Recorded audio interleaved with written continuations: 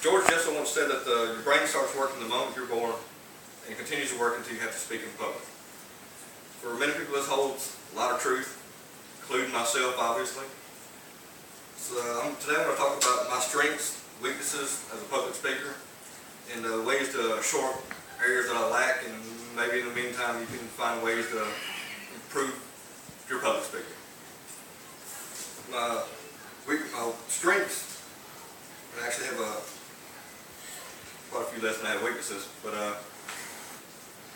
one of the requirements of work as a safety technician is I have to do the training courses. So I have to stand in front of people and do the speeches and go over information. They don't always, it's not as smooth going as what I'd like it to be. But I think it's kind of like publicity. You know, you have, there's no such thing as bad publicity. Even though the experiences weren't as great as I wanted them to be, I still had experience standing in front of everybody. You know, another thing we do as far as work-wise is I have to speak with the representatives, speak with the clients. It's not public speaking per se, but the nerves leading up to it and stuff are real similar. I did take a speech or a communications class, Communications 112 on interpersonal communications. Learned as far as being a good communicator, body behavior, movements. Weaknesses, I guess the most obvious one is the fear of standing up in front of everybody. That's horrible, to say the least. But actually, to me, even worse is like the leading up point from where you're waiting to do it, where you're sitting there and the build up, and as you know it's fixing to happen.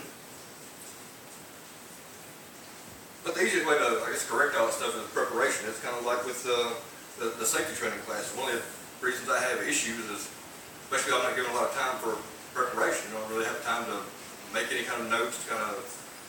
You don't really have a real good idea. So it gets better as you do it because your preparation was really the last time that you did it. So after a few times, obviously it gets a little better. So it's like just taking a test. When you're most comfortable is when you're prepared for the test when you lead up to it. So that's the conclude here. I guess it's obvious that everybody seems to believe that they're the only ones that have issues speaking in public. It's actually pretty common. Most people have some sort of anxiety or whatever leading up to it. But I think to actually improve on it, instead of focusing on the things that you're bad at, your weaknesses, actually focus on what you do best and ways that you can improve your weaknesses.